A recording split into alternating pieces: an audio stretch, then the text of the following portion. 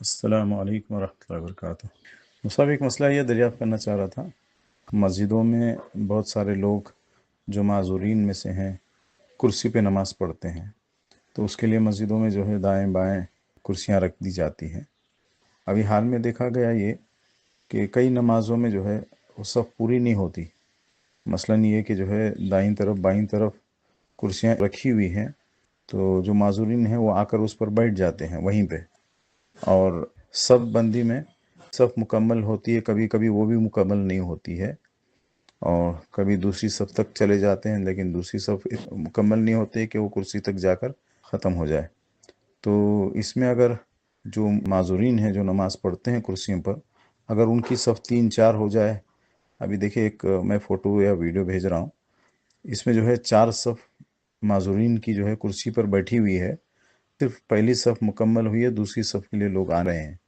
تو ایسی شکل میں شریعت کی روشنی میں کیا اس کا حکم ہے، تو بتائیں گے تو بہت فائدہ ہوگا۔ جزاک اللہ خیر۔ وعلیکم السلام ورحمۃ اللہ وبرکاتہ۔ اصل میں نماز میں صفیں درست کرنے کی بہت زیادہ تاکید آئی ہے، کئی احادیث اس سلسلے میں ہیں، اور تسویۃ الصفوف یعنی صفیں درست کرنے میں 2 چیزیں آتی ہیں۔ حافظ ابن حجر عسقلانی رحمہ اللہ نے فتح الباری میں، علامہ عین عمدۃ القاری میں ان دونوں چیزوں کو لکھا ہے،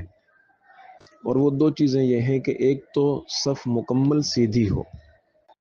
اور دوسری چیز یہ ہے کہ درمیان میں خلا نہ ہو، گیپ نہ ہو۔ حضرت گنگوہی رحمہ اللہ نے اپنے فتاوی میں اور اسی طرح دوسرے حضرات نے بھی لکھا ہے کہ اگر درمیان میں خلا رہے گا، خالی جگہ چھٹی رہے گی،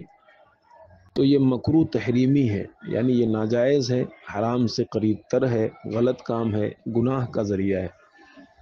اچھا، ایک چیز اس میں یہ بھی کہ کرسی پر نماز پڑھنے والوں کے لیے بھی تسویۃ الصفوف کی سنت لاگو ہوتی ہے، ان کے لیے بھی تسویۃ الصفوف کا حکم ہے، جیسے دیگر لوگوں کے لیے ہے ان لوگوں کے لیے بھی ہے، لہذا صف درست کرنا ان حضرات پر بھی ضروری ہوگا۔ اب جو ویڈیو آپ نے بھیجی ہے اس میں میں دیکھ رہا ہوں کہ بہت پیچھے تک کرسی پر لوگ بیٹھے ہوئے ہیں اور درمیان میں کئی صفیں چھوٹی ہوئی ہیں، خالی ہیں، تو یہ عمل بالکل غلط ہے،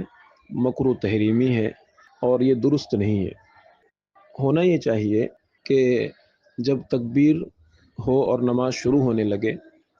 تو اس وقت تک جہاں تک صف نیچے پہنچ رہی ہے،